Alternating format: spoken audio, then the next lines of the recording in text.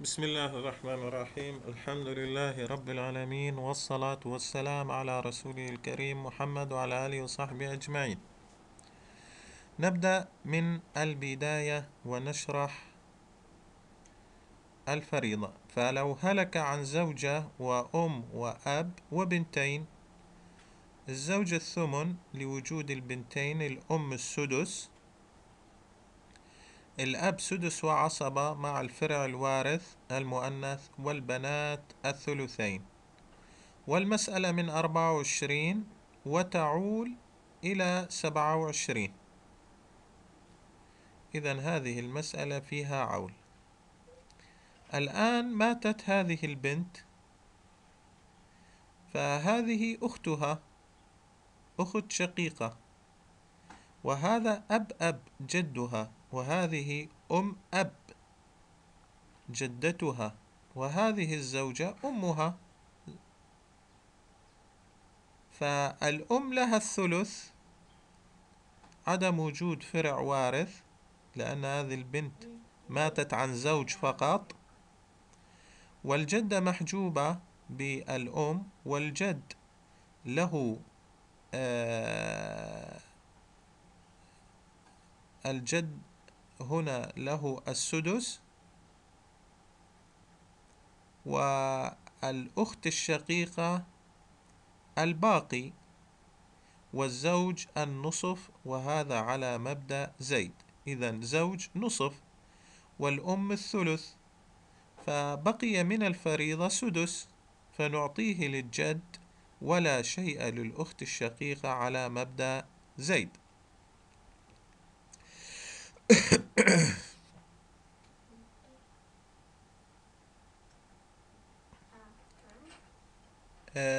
المسألة من 6، 2 للأم و1 للجد، و0 0 و3 للزوج. الآن على مبدأ المناسخات نقارن بين سهام الميت الثاني 8 وأصل مسألتها، فهناك توافق بين 6 و8، يتوافقان بالاثنين. 8 على 2 4 نضعها هنا، 6 على 2 3 نضعها هنا، 3 في 27 81، 3 في 3 9، زاد 4 في 2 8، المجموع 17. 3 في 4 12، 3 في 4 زائد 4 في 1 16. هنا 3 في 8 24، وهذه ميتة، والزوج له 3 في 4 12، والمجموع 81. البنت الثانية ماتت، فهذا جدها وجدتها وأمها، ماتت عما سبق، فالأم لها الثلث، والجد عصبة ولا شيء للجدة. والمسألة من 3. نقارن بين سهام الميت الثاني 24 وأصل مسألته 3، تداخل. 3 على 3 1، هذه 1. 24 على 3 8، هذه 8. 1 في 81 81. 1 في 17 زائد 8 في 1 يساوي 25. 1 في 12 زائد ما في هنا شيء، ف12.